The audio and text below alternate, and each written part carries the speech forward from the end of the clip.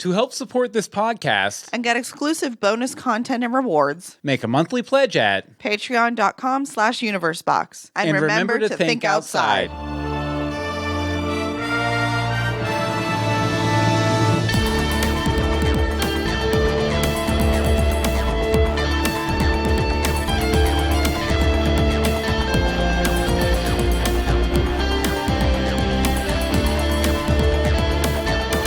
Greetings from Storybrooke. I'm Bill Meeks, and I'm really tired because I just got back from Regal Con 2015, but I wanted to go ahead and get these episodes published out for you guys, so I had them done so we can publish them whenever we publish them. But this is the Heroes and Villains panel from Regal Con 2015. It was interesting. Like we were hanging out with Jeff and Colleen Rooney from Once Upon a Time Fan Podcast, me and Liz, one of our listeners, Liz.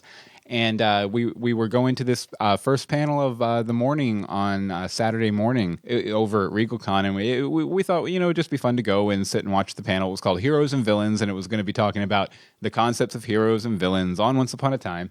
So we get in there, and the girl running it just was like, hey, can anyone here talk for, know their stuff and can talk for 40 minutes about heroes and villains on Once Upon a Time? So me and Jeff both raised our hands, and we were up there, and within a few minutes of the second day of Regal Con starting, I was on a panel.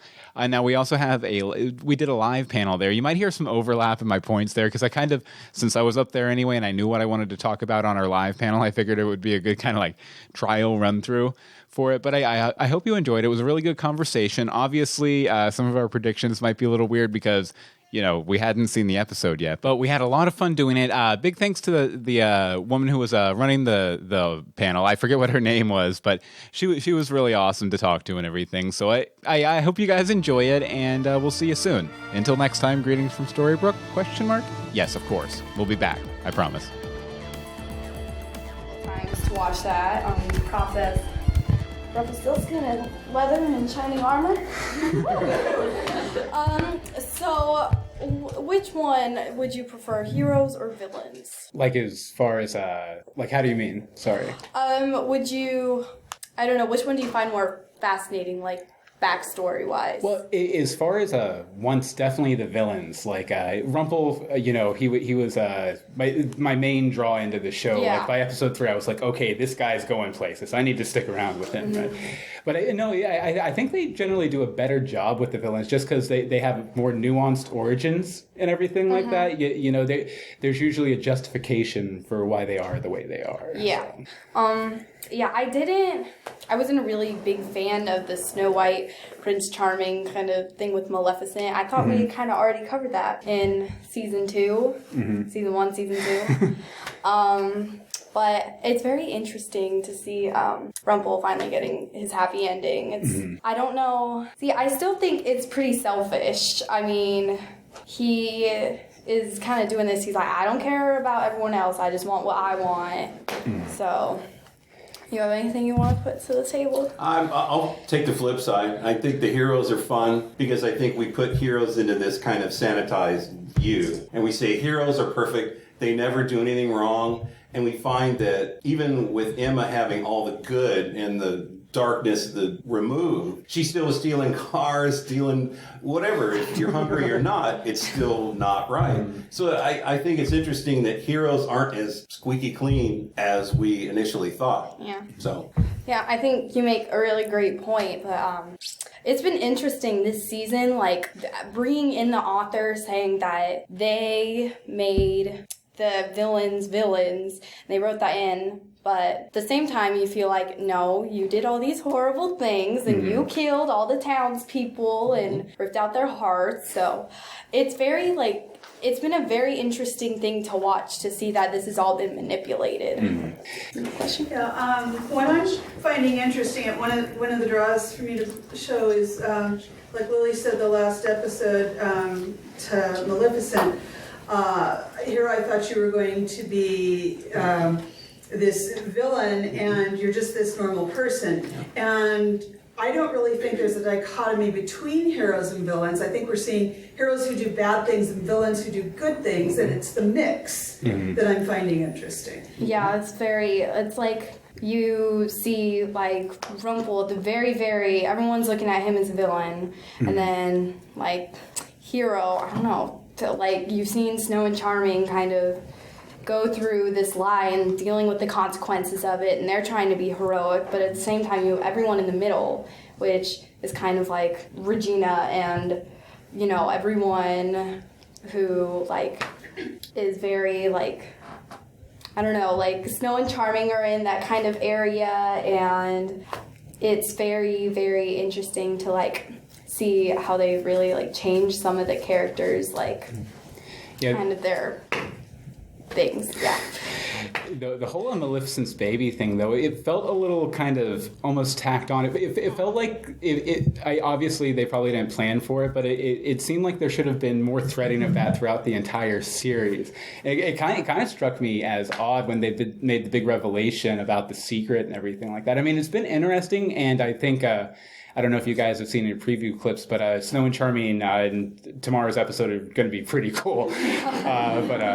You know, it's just weird that it felt a little tacked on. Yeah. But another thing is they're putting so much stuff in the space between, like, you know, Regina starting her thing and the curse. Like, they're putting in so much stuff into the flashback timeline that, like, there's no room left there. You couldn't even have, like, I don't know, like, Belle and Rumple grab lunch or something. There's no space left. So it's like... See, that's not going to happen, I'll tell you that. It's very interesting, though, because, I mean, I wasn't really a fan of Maleficent's backstory because it just seems so, like, out of place. It didn't really make any sense, and, I mean, I love all the writers on the show, but, I mean, like, there's going to be that question, like, oh, she laid an egg, she has a baby. That's not how it works. It isn't? They told me wrong in school. Yeah, really. This isn't like the stars comes in diamonds. It was really interesting, though, and I wonder, they said that there would be it would be overlooked about, like, Lily's father, but I mean, is there a father? Like, another dragon out there? I don't know. Maybe it was what's his name? The big demon guy from earlier in this. Chernobyl. Yeah. They seem like they would make a cute couple. Yeah. No, actually, I almost think that they're kind of gunning, in just having her in Regina's office in that one episode a couple weeks ago, I almost think they're going to make Maleficent like the new Regina once, you know, this storyline wraps up and everything. I think Regina's finally going to be, okay, yeah, she's definitely a hero. She will always be a hero. No doubts, no questions. She has her happy ending. And then they're going to make Maleficent kind of like the new Regina. Maybe have her cast another curse or something like that. That could be fun. I know they definitely said there's going to be a big status quo shakeup right at the end of tomorrow's episode. So, and not just the rewriting reality part.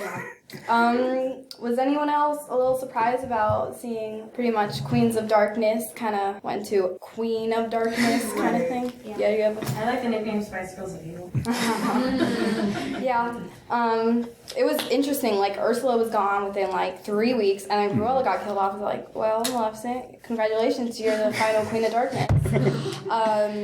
Yeah. I just thought when the episode for Cruella came about and we realized like what the author wrote about her, I like immediately jumped back to that scene where all three of them like stand out and they're like, well, he's gonna pick like the most evil of us. And I thought that was an odd kind of decision. I mean, like, sure, Maleficent is like her title, the Mistress of Evil, but then it's like, what kind of evil are we talking about? Because Cruella herself is like, there's a little like messed up mentality there, but it's just like she can't kill anyone. So is that like? Well, I mean, that in general, knowing that she can't kill anyone, but nobody else knows that, that's like her big bluff right there. That's what she's been using to get through, like, Darkness on the Edge of Town. Like, she pointed her little bedazzled gun at Rumple, and she knew she couldn't pull the trigger. It's just been her bluff, and she knew she couldn't kill Henry. It's just been her bluff, and unfortunately, I'm gonna decide to push her off a cliff, but that's okay. It happens. It's pretty normal. I did like how Cruella's origin kind of made the character from the Disney movie 101 Dalmatians make a lot more sense retroactively. That's why she had to get the guys to kill the dogs for her, because she couldn't kill anybody. Yeah, and I think really we need to talk about the whole Zelina thing. Yeah. And the thing. Let's not talk about that. Yeah, we don't We don't like her. I love Rebecca Mader. She's a very nice person, but Zelina has got to go. Do you think the baby will have green skin and be good with a bow? That would be freaking adorable, but I hope not. It's just so crazy how, like, they have, like, lined this up for a year. They've been waiting to just wait for that moment, and then boom, she's still here. And, I mean, I've looked back, like, I paid attention more to season 4, like, early on, because I wanted to look at, like, how Marion was behaving, like, what was she doing, was there anything, like, that would seem suspicious, and she was just playing that innocent card. I was just, like, it's very interesting, because there was a lot of, it was confusing, like, when the Snow Queen froze her, it's like, Zelina, you should have seen that coming. Yeah, and it was like, was that a real curse that happened, and did she actually freeze, and that's why they had to leave her, or was that part of Zelina's plan? Like, or were they in cahoots or something? We're never going to know, and so these are some unclarified questions. I did think that the whole, like, her pretending to be Marion and getting pregnant and everything, definitely the most evil thing we've seen any character do on the show. Well, I mean, obviously Regina's killed a village and stuff, but that's fine. That's normal. But yeah, it was manipulative, and I mean, probably bordering on, I don't know, assault or something like that. And it's just like, last year in the marketing, they advertised her as wicked, and yeah, that was probably the most wicked thing we've seen for sure. She definitely has Cora's genetics. I'm just going to say it. Do we have any questions? Anyone in particular have anything they'd like to Well, I love how we had the Queens of Darkness, and we talked about that. Boom, boom, boom. Maleficent's with Lily now, so she's kind of got her happy ending. It's like out of the picture. Cruella's gone. I don't know if that a happy ending. I'm not sure. Ursula got hers. Okay, so we got 1, 2, 3. Now Zelina swoops in. And now she's got what she wanted. She wanted the author to change her. It was interesting, just kind of, she was waiting for that moment and ta-da, jump out from behind the curtain, and just there she was. So, yeah. I was almost disappointed, though, that we're getting the kind of like reverse roles, heroes are villains, villains are heroes, versus what they suggested towards the end of last week's episode, where they were going to do it where Zelina never was in the story at all, because that would completely change there. That would change everything. Yeah. Debatable. Some people like the Wicked arc, some didn't. Like, what do you guys think? Did you guys like the original one, or do you guys like what has happened since she's been back this half season better? The original? The original has been great. Because, like, her whole... It's been interesting to see kind of her plan shift from, like, going back and killing Princess Ava, and then now she just wants to go right for Regina. And I thought what was so interesting about the arc last year is that if she had gone and killed Ava, and she offered Rumpelstiltskin a chance to go and probably never get with this boy, Ava's dead. Snow would not have been born. Emma would not have been born. Neil Balefire probably would have been living in the Enchanted Forest somewhere. Everything that we would have known would have disappeared within like 2 seconds. Like, it would have just shifted everything. Yeah, we actually, I don't know if any of you listened to Greetings from Storybrooke, the podcast we did, but we did a series of episodes during the hiatus called Once If, where we ran through a lot of these hypotheticals, and actually reversed heroes and villains was one of them. Zelina never being born was one of them. So, if you want to hear those ideas explored in full with a big panel of people, just leave now and go download the episodes. Yeah, it was just like super interesting. Now she's like, I just want to make Regina's life a living hell. I just want everything to myself. And then now it seems like she's okay with having Robin. I mean, she's got all her baby kicks and everything. It's like, please just get out of my face. I'm actually looking forward to the finale tomorrow. I think it's going to be, like, really interesting to see, like, that mega shift. And I'll have to play it back a couple of times because it's, like, so weird to see the heroes being villains. And, like, I wonder how that's going to play out because you see, like, the backstory and then you see what's going on. Present day, and so I'm really excited to see how that plays out. Yeah, it's a very fanfic idea though. I've read a lot of fanfics with similar things, and they've mostly been bad. But the ones people are professional writers and stuff, so I have confidence in them that it'll be good. Yeah, people are really excited about the alternate universe. Yeah, I know some people are kind of half and half on it because it seems like Henry is going to be the main character of the episode, more or less, and people are kind of uneven on Henry. Some like him, some don't, but he's getting featured. So, Yeah, and I know that the backstory for the author is also a play in the finale, and I mean, he's smarmy. He's just a little creepy, but then like he kind of grows on me. Yeah, the quality of his voice, and I was just talking with Liz about this at breakfast, but the quality of his voice kind of reminds me almost of Mickey Mouse, just because it's soft and kind, but then he can go dark places too, for sure. Yeah, like he has a soft side for the villains because they've been pushed aside. But that's because he's partially responsible because he did kind of write some of the messed up things that altered, Snow and Charming with Maleficent and, like, ruining Emma's relationship with her parents. And it's like, you're partial to blame. So don't say that the villains have been completely screwed over without their stupid little pen and ink and whatever. Yeah, he's in it, like, after the season's over, I definitely want to go back and rewatch the half season focus more on him, because I'm sure there's a lot of, like, meta-narrative stuff there from the writers themselves in that character, because, I mean, his goal is to make the story interesting so far as we know. And, I mean, obviously that's what they're doing in the writer's room, and, just like, Once Upon a Time, every time a new episode comes out on Twitter, people are like, writers, you suck, blah, blah, blah. The villains are like, author, you suck. I mean, that's what, I don't want to go off on thin ice here, but Once Upon a Time fans are very passionate fans. Yes. Oh, yeah. And they are within an arm's length of any social media platforms, Twitter, Facebook, Tumblr, And so it's interesting that this season has been all about, it's not about a ship, it's not about a character, it's about the author. The author is the most important part to this whole story. And I think there must have been some type of, I know what we'll do. Anyway, so. Yeah, well, they were just like that. Yeah.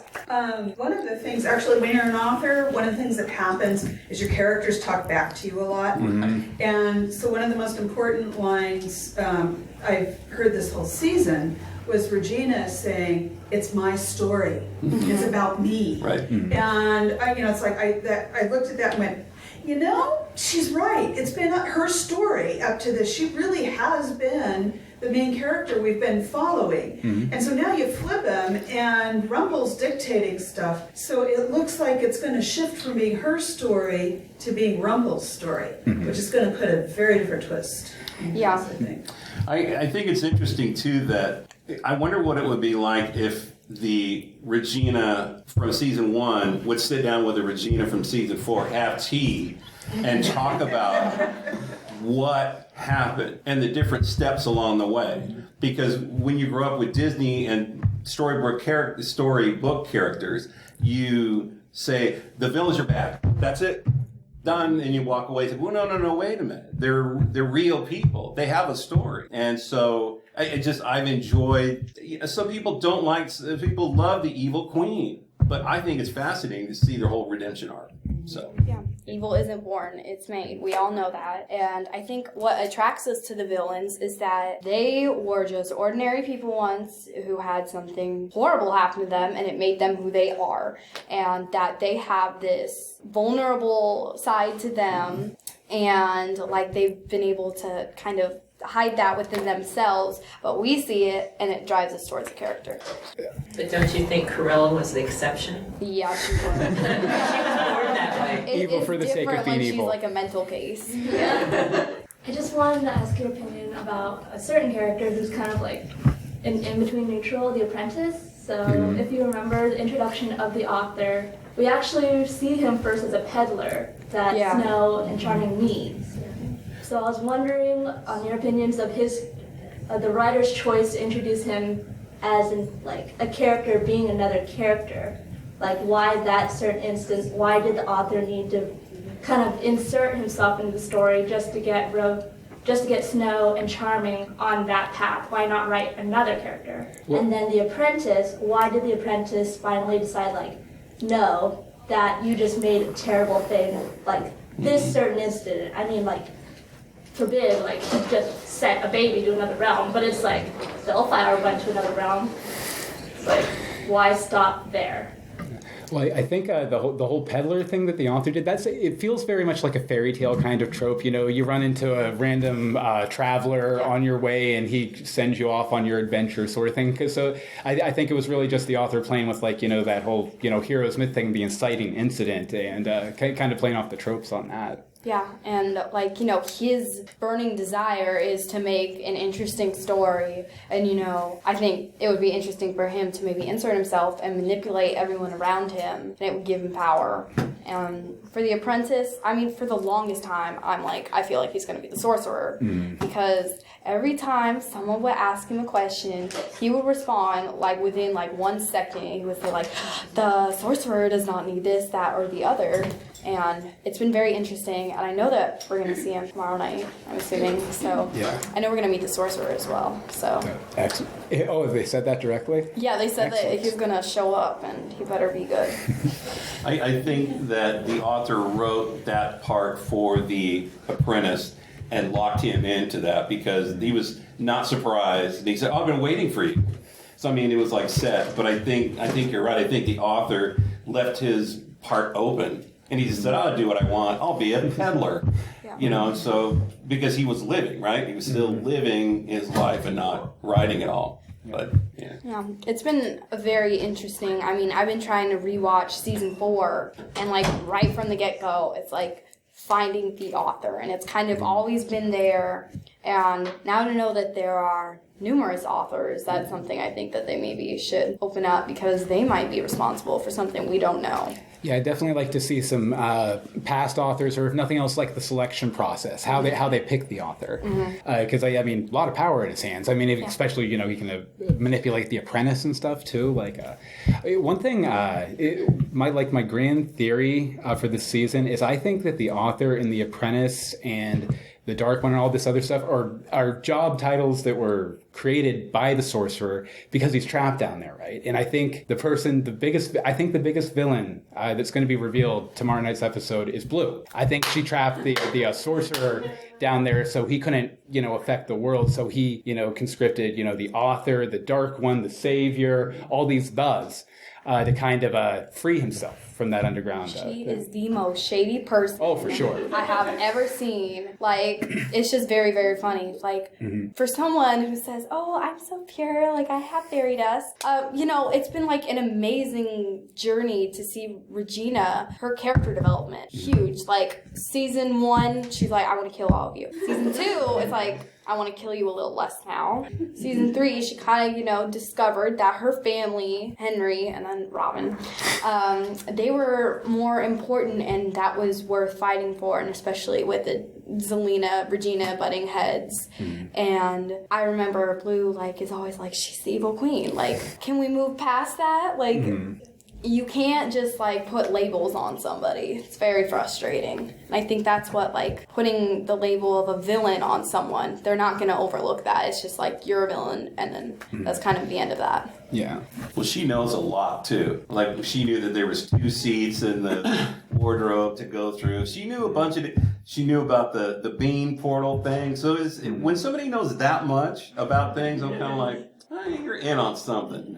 Yeah, I would definitely go back and look at Blue's appearances throughout Snow's life too. There's a lot of manipulation. I think she might have been working with Johanna to ruin Snow's life, but that's another theory. Well, and I feel bad about Dreamy too. Dreamy was having a great life, falling in love and everything. She goes, no, before you leave town, you can't do that because you're a dwarf. Yeah. And I was wow. And see, that's been a main thing. You can't do this because you have been labeled as this person. Right. And it feels like there is no way to change that. That is just who you are, and that's not it. And I think it's been very interesting to see Rumpelstiltskin's development as well. Right until the mid-season finale of season 3, he sacrificed himself. He gave everything up so he could save the people he loved. And then after that, it was all hell breaks loose. It was him looking to keep his power and keeping what he wants, and that's what really got him in a spot. Well, I think with Rumpel especially, I think a big part of what he's been doing since he came back to life and everything is just kind of because he made that big sacrifice and everything, and then, he got his reward, he got to come back, but then he lost everything. He lost his son, he lost his power position in the town and everything, and I think he's just frustrated. Yeah, and see, I was paying attention to when Belle and Neil were resurrecting Rumple, they were resurrecting the Dark One. They were not resurrecting Rumpelstiltskin. So I feel like he would be more prone to having his darker impulses than being his more human side. So, any questions? Anything? Any talk? Yeah. I just wanted to add to your comment about Regina. I really agree with you, and I feel like of all the characters in the series, her character has grown the most. All the characters, and her arc has been the most amazing. I remember when the show first started, I thought she was a bitch. I hated her. I hated the Evil Queen. And then as the show progressed, I'm just like, I love her. I want her to be with Robin so bad. You know, I really root for her now. Yeah. You know, it's come. Her character's come a long way. And what? Well, I was going to say, I think your comment about it would be interesting to see a T between season 1 Regina and season 4 Regina. Season 1 Regina would not listen to season 4. That's right. That's right. She would not. That's right. It still would be great. Almost great conversation. Right. Yeah, I really like how far she's come. Like, she's been able to not kill Zelena. She's been able to accept this and that it is what it is. And see, season 1 Regina would probably just like kill Marion altogether, say I want what I want, and that would be the end of it. And so for her to see her darkest impulse and walk away, that's like a major accomplishment for her. Well, Regina kind of set the new normal for being a redeemed light magic user. Because with the whole Zelena thing, they said, well, wait, you can't do that. You're a hero. She goes, maybe tomorrow. I did a good thing right now, but don't hold me to it. And lately, she's been doing things that aren't heroic, but she had to do it. So it's interesting to watch her play by her rules and kind of breaking the norm of what a hero is and what a villain is. Depends on the situation. And that's why we talk about it. So, yeah. And also something I was thinking about is I wonder when we are going to get a backstory on Will Scarlet. Because, yeah. Oh, well, did you see the Once Upon a Time Wonderland? Oh, yeah. I watched it, yeah. Okay, so do you think they're going to bring in his love interest from the actual show into this one? Or do you think they're going to eliminate her like 100% and it's just going to be him and himself? My wife hopes so. I actually saw there's a Facebook Once Upon a Spoiler. Yeah. I just read that I think that Adam and Eddie are going to tackle that character next season. Oh, okay. Yeah. So they're going to get to it. They just cut it this season. Yeah. They just give him 5 minutes every 3 episodes this season. Call it a day. Right. Like, I actually think I've been thinking that Will is related to the author, and the reason last half season he was in the library was because he knows there's a connection between books in these alternate realms, and so he's trying to find a way back to Wonderland. It was really interesting. Like, I thought, like, oh my gosh, he's pretty irrelevant. Like, we see him every now and then. He does something stupid. He gets punched by Captain Hook. That's just how it goes. And it's like he's just kind of there as a plot device right now. And a good kisser. Yeah. You know. Anyway. We're just gonna pretend that didn't happen. A means for Rumple to come off as the better person. Yeah, but I'm not really sure like how to feel them pushing his storyline like farther into season 5, because I mean we already have so many questions now. Yeah. It's like by the time we get to season 5, we're like, okay, I thought you were gone. Like, bloody hell. I know. I didn't. It would be nice to like get some answers, especially with Wonderland. I don't know why they brought him in general, but definitely. And where's the White Rabbit? Well, I guess Cora borrowed him last week. Yeah. I don't know if she gave him back. She may have locked him someplace somewhere. I don't know. Yeah, like it would be interesting to see that backstory and like how he got here. And one thing, I mean, the writers do such a great job about backstory. Mm-hmm. Like, we're always going to figure it out. And the one thing we didn't find out was how Will and Belle became Will and Belle. Right. And that was like, it was like, hold on a minute. So Regina can't get over her like 2-week boyfriend, but you can get over the love of your life in like 6 weeks. Okay, then. It was very, well, he is pretty cute. Yeah, I have to admit. If he weren't dating Belle, he would have been a lot cuter. But it's just like every now and then, like he'll have these lines, and then like it'll go back to him being the plot device, and so it's been very interesting to see that play out, because I was very shocked when they said that they added him for season 4. Well, he was the only character I really liked from Once Upon a Time in Wonderland. Although I would like to see what's that? Anastasia. Yeah, she won me over by the end for sure. And I didn't like her at the beginning, but I loved her. Yeah, actually, I think one of our podcast titles was Red Queen Redemption when I turned over. But no, I definitely, I think it would be cool, while exploring Will's origin next season to maybe, I don't know, bring some of our main cast characters over to Wonderland for like a 1 or 2 episode arc, maybe bring back Jafar or something like that would be kind of fun. You have a question? Or comment? And I just forgot. Yes. Something I noticed with August when he's explaining about the author is he mentions Walt Disney. Mm-hmm. So how does that work if the author's trapped in the book and he's still the author? Are they picking other authors while the current author is still trapped in the book? I think... I got the impression that Walt was one of the, like, he created, I would assume that Walt was an author who created the movies as we know them, like the Cinderella animated movie, the Snow White animated movie, while this author went off in a completely different direction. Yeah, and it's what we know and love, and then how he's manipulated it. And the fact that he's trapped in the book means he's not actually adding to the book. The story stops at a certain point when he got trapped. Mm-hmm. Well, the original book, the last thing that was in there when Henry showed it to Emma was Emma and the baby blanket. I don't recall seeing anything beyond that. So that means he must have been trapped around that same time, which means that he can't write anything further. He can't record what actually happened. Yeah, and like what the apprentice, what August was saying, that there have been multiple authors. They're kind of like in a little factory, like writing stories. Little sweatshop. Yeah, they'll just like pull one out and say, you need to record this.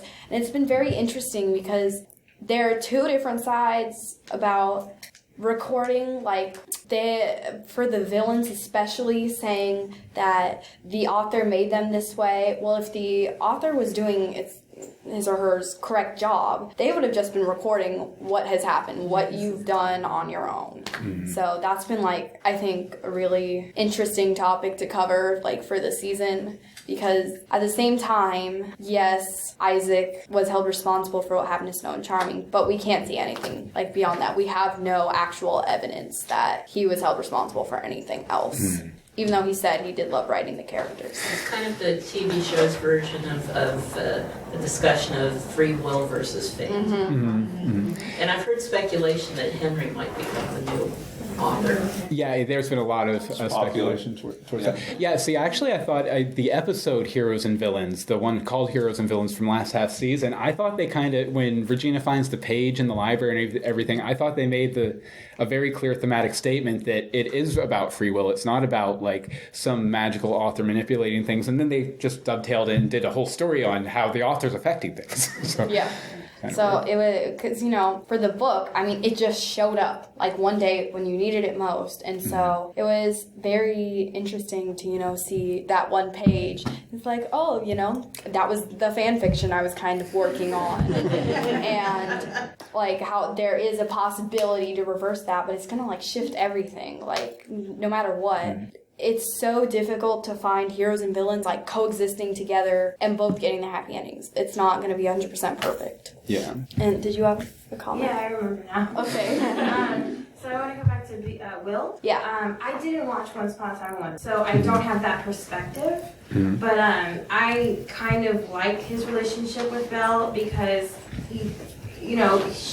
Rumple was an emotional abuser to Belle. He emotionally abused her and took advantage of her trust. And that's just the reality of it. Yeah. If this was real life, anybody would be like, you need to leave him. That's the honest truth. So I think that Will is good for her, and hopefully, whatever happens. But like, I just think it's good that she has someone that's making her happy right now, because Rumple has not been doing that. Yeah, and it makes sense because, I mean, I in my personal life, people I've known and stuff, a lot of times when there's like a really bad breakup, the next person they end up dating is the complete opposite. And so, someone as complex and dark and complicated as Rumpelstiltskin, yeah, you're going to go for a simple, nice guy like Will, for sure. Yeah, and it's been very interesting to see how I was reading an interview And, you thought, oh, this relationship is going to go where it goes. And Eddie Kitsis just said, fairy tale characters have their rebounds too. It's like, it would have been nice to get like a little bit of like how they met instead of landing, like Rumpel like watching them kiss and him like falling apart and having a little meltdown and everything. I like to think that Will broke into the library drunk again and Belle found him there in the morning. Yeah. My angel is here. Yeah. So I want to know what puts a book into play. What's going to turn off the Once Upon a Time book and turn on the Heroes and Villains book? You know what I mean? I mean, he's writing it, but it's like the other book is still in existence. Also, is that room in the Sorcerer's Mansion, the writing room, with all those blank books? What goes on in there? So anyway. Actually, that might be a really good idea if both books were in play and one's correcting the other. Wow. And going back and forth. Well, I think a part of the reason they're bringing Henry in as kind of the perspective character is he's a fairy tale character who was born in the real world, so he probably gets excluded from the story, or like he gets skipped out of it somehow. And so that's probably why he's around and able to go and affect these things. But go ahead. So because Rumpel's dictating the story to the author, and we've already known that magic can't bring back the dead, but if rewriting the story, could he rewrite they or a new version of they into the story? Oh, I'm sure, because it's basically changing the whole timeline, right? Yeah. So Will the author bring back Cruella then? Because Cruella was like his love. I think so. Maybe bring her back a little less cruel. Rumpel definitely dictated the story. I have a feeling that the author, and it's still really what's his real personal motivation in this besides Cruella, but I'm sure he probably slipped in some special sauce, in between the lines. You were saying. I love the author because he loved a strong, sort of crazy woman. But he said, she loved me in her own way. He understood her. And it's like, most everyone that would see him at a party is like, why are you with her? And he would say, no, she's okay. She's just a little nutty, But it was kind of sweet hearing him talk about her after she was dead. I don't know. It was just, just that author. He's something. He's wacky. Yeah. He found love. Yeah, well, I mean, like, he's a human. He feels the same things we do, and he's just, he has this title as the author. It doesn't make him, like, any different. And I want to go back to what you were saying about the books. I wonder, like, if writing this new book, does that cancel out the other one? Like, how does that go into play exactly? It's very questionable. It's like one of the preview clips addresses this, but I'm biting my tongue right now. I don't. Should I say something, or do you? Well, I was going to say the same thing. Am I allowed to say what you I say saw? it. You say it. I don't want to say it. You say it. Okay, so is everyone okay if I talk about one of the previews? Yep. Yeah, sure. Okay, should we go on? We don't want to know. I don't. Right. Well, let me find a way to say. It looks like it's a scene from the first 5 minutes of the episode of that. Yeah. It reveals an idea that suggests, correct me if I'm wrong, because there are different interpretations, that in everything we're talking about with the author, has he been influencing the stories, or is it he stops at a certain point and then their actions take over and their choices take over? He makes a comment, much like you were just talking about the fact that he has had to sit on the sidelines and watch all these things happen. To me, it suggested that he hasn't been as manipulative in the story so far as we may have thought, seeing his smarmy appearance and learning about him. Yeah. It appears, at least from the preview, that he is the one who literally wants to rewrite the story.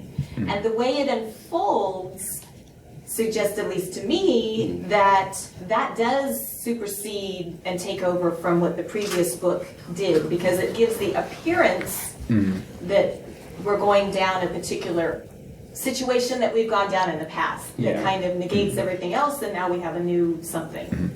Yeah, it definitely. So I don't know if that was horribly vague or if it protected you or not, but it just seems like the author maybe wasn't manipulating so much before because of a statement he makes in this particular preview. Yeah, and I will say that especially last week's episode, like I was saying, the special sauce he wants to put in between the lines, like it seemed like last episode he was like, okay, whoever's going to rewrite this book, I just need to get my stuff in there. Okay, Regina, you're going to do it. Okay, Rumpel, you're going to do it. I don't care. Someone rewrite this story.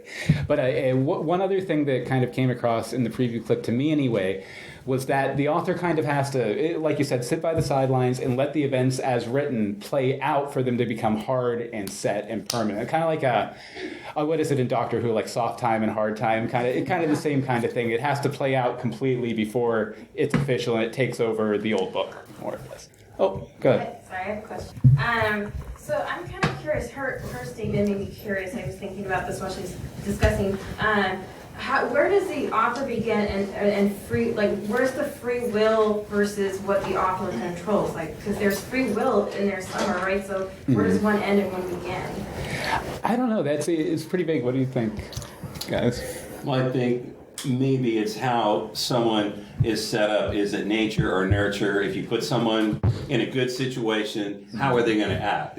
Or you put them in an awful situation, are they going to become stronger or fall to the negative, whatever? I mean, that's another interesting way to look at it too. Maybe he didn't write the whole story. Maybe he started it and then it just kind of spiraled out, and it's like, look, it's what they did. It's their life, their decisions. Mm-hmm. I mean, the whole choice thing has really been baked into this story the whole time anyway. Yeah. So, I mean, that could be. And his comments early on that his job is to record, right, not to influence. Mm-hmm. So if that is the case, then I personally, I think you're right on the mark. But he leads them to, he writes this, but if Emma's in not the best situation, she started off in fairy tale land, she ends up in foster care around people who are a bit surly, and and the choices go down a road that he records, not necessarily that she was meant. He wrote for her. Mm-hmm. Yeah. And there's always like that talk about fate. Like there's something that is just bound to happen. And you can't control that. Like if you put these new characters in a situation, something is bound to happen. That should happen because that's just the way it is.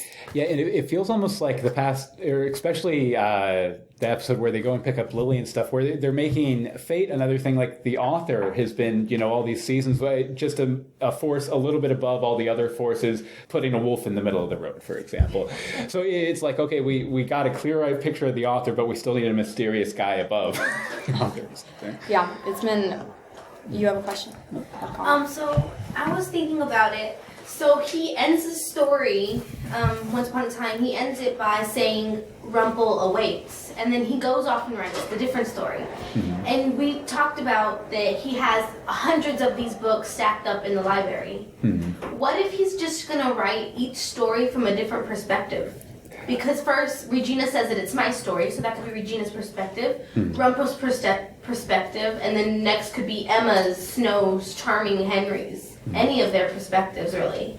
So yeah, I think it would be a fun idea for them to do, like go back and do an episode that they've done previously, but from another character's perspective, one we didn't get to follow or one we might not have known as much information about. I think that would be a fun kind of fanfic idea for them to do. Isn't that life?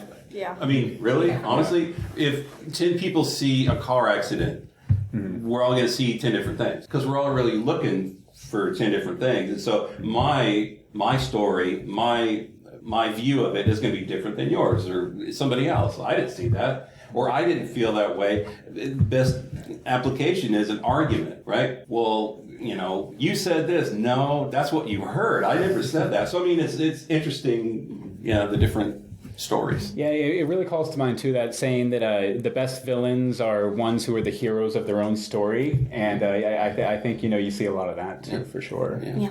And it's so difficult to see how the author is going to give every villain, as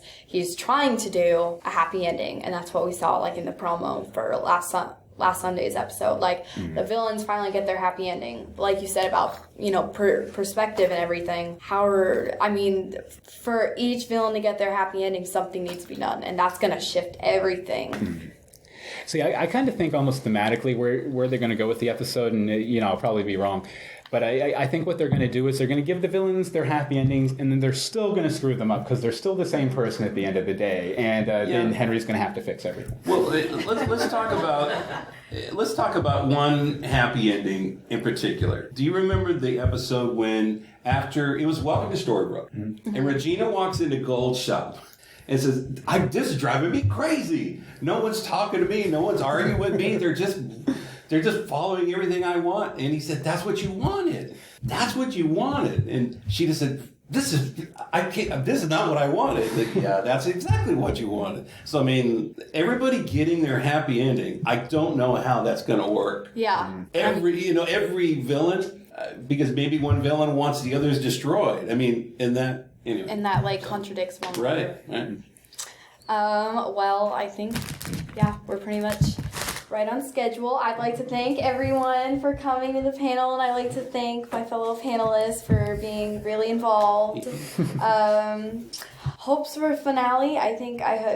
We know we have a season 5, so I think it's going to be a real game changer for our next season. I can't wait to see where we go with it next. Yeah, and if you like me and Jeff, we're both going to be on the Greetings from Storybrooke panel tomorrow at 4 p.m. It's like the last one before the last 45 Spacer concert, then we watch the finale. Please come. There's prizes. Yeah. We might sing something. I don't know. Well, thank you guys so much. Thank you, everybody. Thanks, guys.